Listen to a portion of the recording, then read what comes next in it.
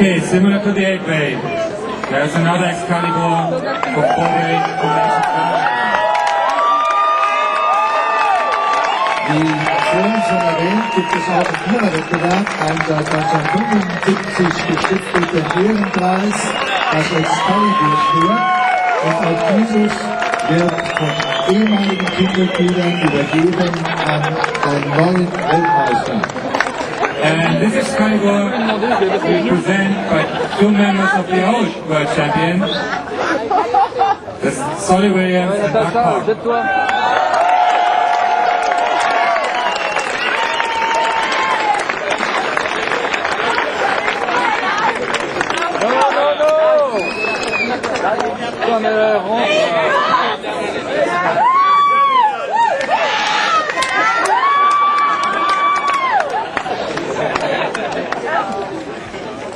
Oh là là. Et nous on fait quoi Non, non, c'est pas lui.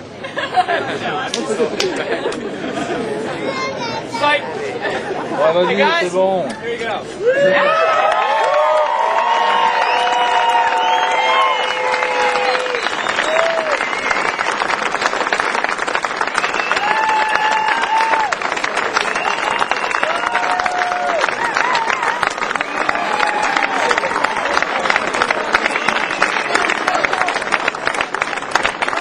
Okay, now we're playing National Anthem, United States of America.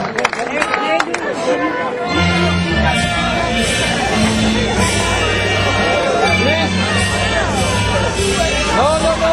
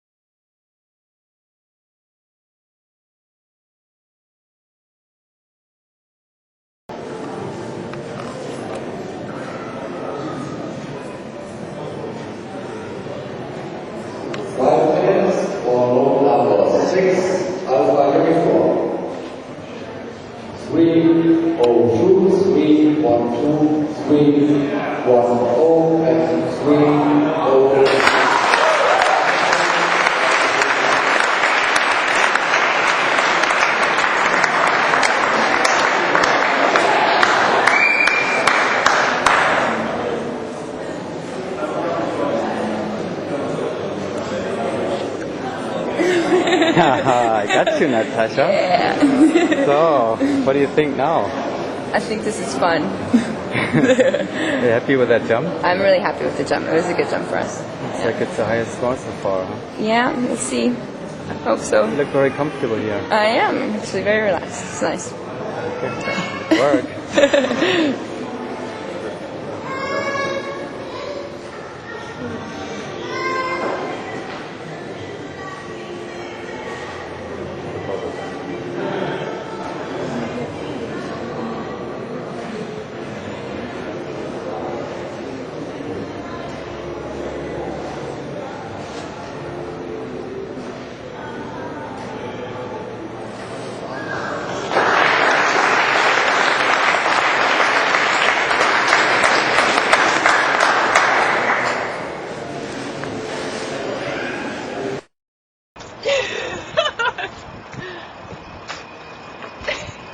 Hi, Natasha.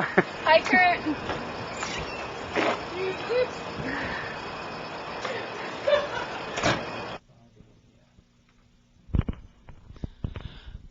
Hello and welcome to the NSL news in the office here in DeLand. We are here together with Natasha Montgomery, DeLand Fire member, not only DeLand Fire member, but current and new world champion in the four-way open class. Natasha, first of all, congratulations and thank you very much for visiting here with us. And the whole skydiving world is very curious now to find out what happened at the World Meet and who is actually Natasha Montgomery. So let's begin with a little introduction. Maybe you can first of all explain to the audience where are you coming from? What about your skydiving career in general? Well, first of all, Kurt, thanks for having me here. Not to go into too much detail about my entire career, but basically I've been skydiving for 4 years. Graduated from AFF in 2002 and did a player-coach team with Mark Kirkby and Thomas Hughes in 2003, and that was Arizona Blades. It was a year earlier, wasn't it? It was 2003. 2003, right. 2004. No, 2004, you're right, 2004, thank you. 2004 was Arizona Blade, and then I moved to DeLand looking for a different team. What was in 2003 then? 2003 actually I had 250 jumps, something like that, and I actually went to, it was my first nationals, and I went with Cindy Scott, Rick Duran, and Brian Johnson, and it was just a pickup team, and we just decided to participate in the intermediate, which was a whole lot of fun, and so that was actually my first experience competing. And then after that, I decided that I really liked competing and enjoyed four-way, and I was looking to pursue it further, which is how I found Mark Kirkby, and pretty much that project started in Arizona, talking to him, and then Thomas Hughes, who we found as a second player, and did that for a year, and because of the fact that Thomas wasn't able to compete as a U.S. national, I decided to go a different route, which pretty much led me to DeLand, because I know there are a lot of really good jumpers here. So, and that's pretty much how DeLand Fire got started. That brings us to DeLand Fire, yeah. DeLand Fire started then in 2005, actually. Blade was over in 2004.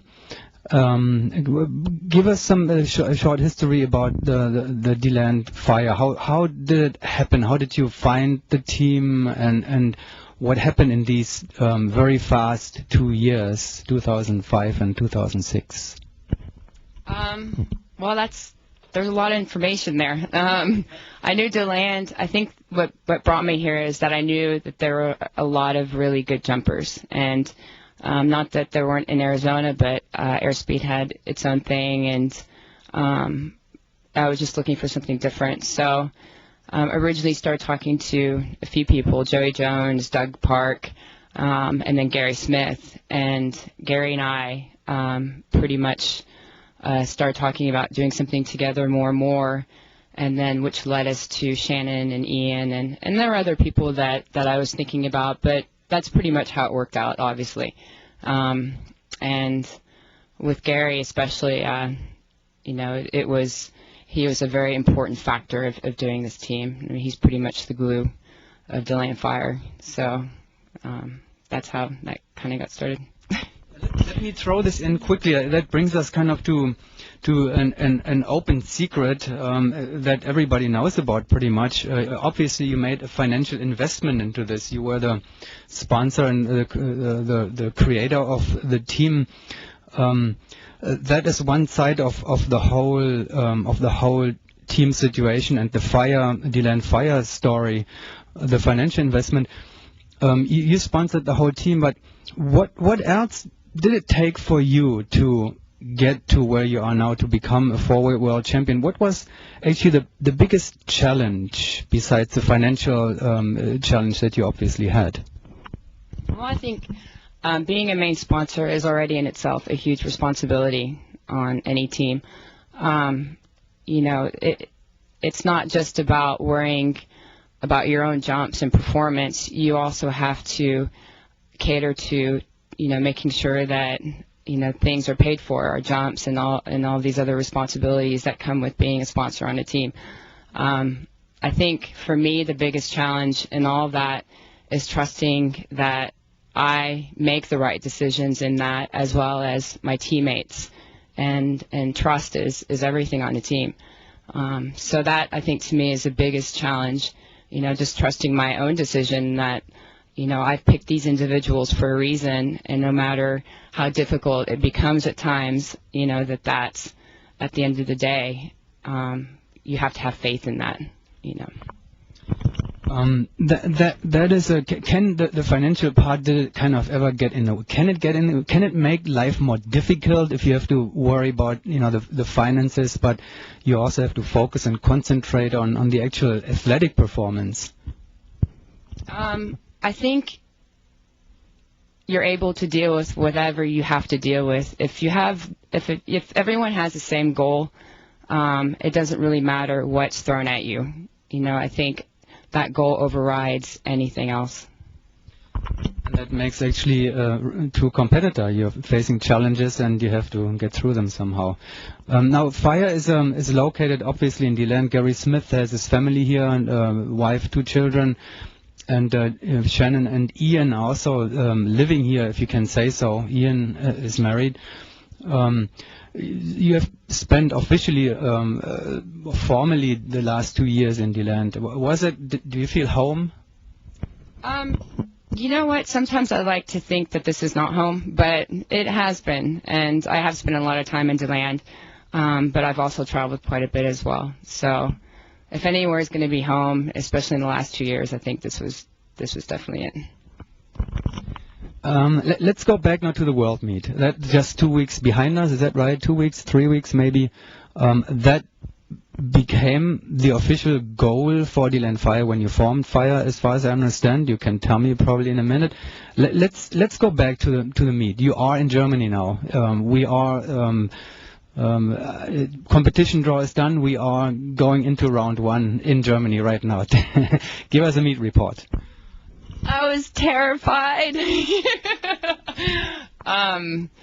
Gosh, that whole experience was just amazing. I don't even know how to describe, just even right before we got the draw, like the anticipation and the nerves, and but even before that, when you check into the hotel and you have all these teams around you, and you're there for 10 rounds, and you've got the best skydivers in the world there with you, and all this kind of stuff. I don't really know how to describe that feeling. It was something special. I really enjoyed it. When the draw came out, it was almost a relief just to, that unknown. Oh my goodness, is that, is block 22 going to come out? For me, it's the worst out the door, which was round 11, thank God, but we didn't even get there. You have all these things that go on in your head, but it was nice when it came out, and the rest of it, I don't know. And then during the competition, it was weather. The meet was bothered by the weather, and it came out that it turned out to be only 5 rounds in the competition. Now, let's say now we have 3 rounds behind us, and you are in the middle of the competition. It was still kind of tight. How was the pressure? How was the meet situation? A lot of weather holds, and how did you keep yourself still on top of the performance, because you ended up on the top? Yeah, the weather became very difficult, I think, for all of us, and it was quite unfortunate that we only got 5 rounds in. As far as on a day-to-day, like how I dealt with it, I pretty much treated each jump as if it was going to be the last one, because, we didn't really know. It could have been over after 2 or 3 rounds, so not worrying about the other teams, really trying to stay focused. And like, even when we got sent back to our hotel rooms, and where you have 6 hours of visualizing one jump, I went into it thinking, gosh, this might be the last one, so let's make it a good one. I think that's how I survived that whole thing.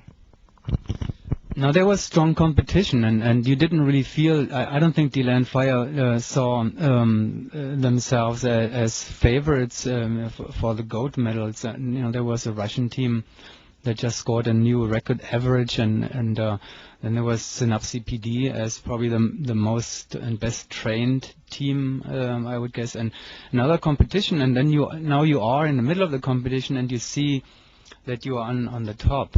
Did it give you additional confidence, or how did you see? Were you still scared and felt threatened, or that couldn't be true? Or how was it in the middle of the competition when you saw, well, I can win this thing? I think it's probably everything that you just said combined into one thing, to be honest. I didn't really worry about the other teams, and I think we were definitely the underdog, and as far as what teams were out there. I didn't really think too much about what everyone else was doing. I mean, I just try to focus on myself and try to do the best skydives that I personally could do, and then the team. And then, of course, I want everyone else to have good jumps. But, at the end of the day, I really only had time and room in my head for myself. Would you say that these jumps were some of the best DeLand Fire jumps again? It is a fact, kind of, that DeLand Fire seems to be good when it comes to competition. Yeah, that's one thing that we are definitely strong at. When it boils down to the day and it's time to get it done, I think we've proven that twice. I think we did it at last year's Nationals, and I think we did it at the World Meet. My favorite jump was round 5, and to me that's the best skydiving I've ever done in my life, and I'm so proud of my teammates and myself. We knew after that, like in the air, we knew it was ours. We were so excited. So.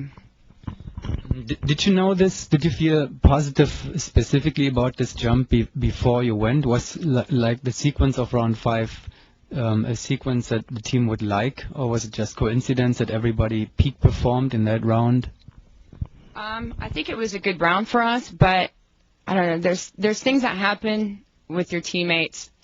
Like for us, when we're in a plane and we were just about to exit, it's one look from each one of us where we just kind of, before we even got into the door, we were just kind of like, yeah, this is ours. Like we just were all smiling. And at that point, when you're with the team for a while, the confidence that was where we already knew we had before we even started the skydive.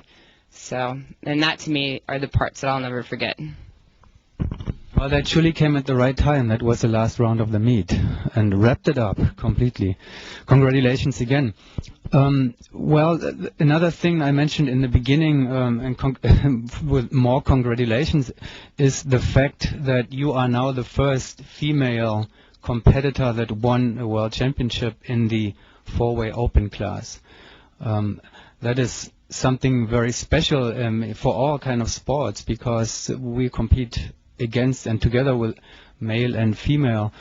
Very simple questions. How do you feel about that?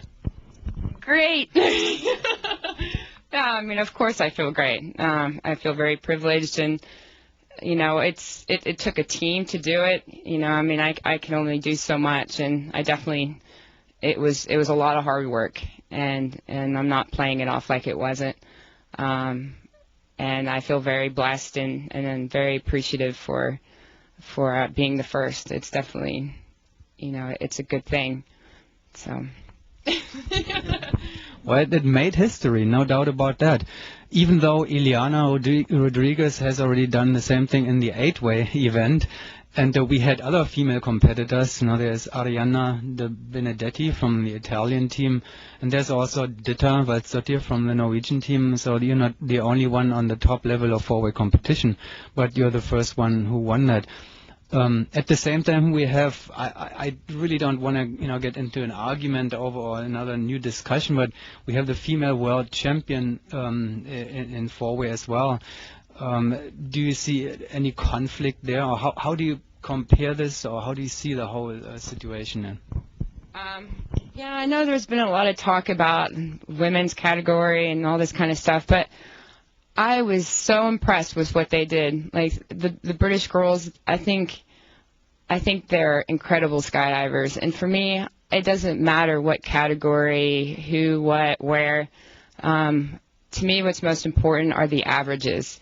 And if you have 4 girls, you know, doing an 18+ average and are skydiving their butts off and are training hard, not because they're in the women's category, but because they want to be competitive, that to me is what's important. And I seriously doubt those girls are sitting there going, oh, well, we're in the women's category, you know, we only need to train this hard. I mean, it shows how hard they trained. And, you know, it doesn't, I don't have a personal opinion about it. To me, I think whoever is competing in the sport is fantastic. It is what it is. Will there ever be a 4-way open class world champion with 4 ladies? Oh, yes. It would be interesting. You know, once again, our sport offers that opportunity. Well, last question, Natasha, before we let you go. It's difficult to upload half our interview. We could sit here for much longer and talk about a lot of more stuff, but it's limited through the internet. The question probably that would come automatically by the end, what does the future bring for Natasha from here on? Any plans already? No, I think we're just trying to enjoy what we've accomplished, right now. I mean, we haven't even really talked about nationals or anything like that. We're still waiting for everyone to come back into town.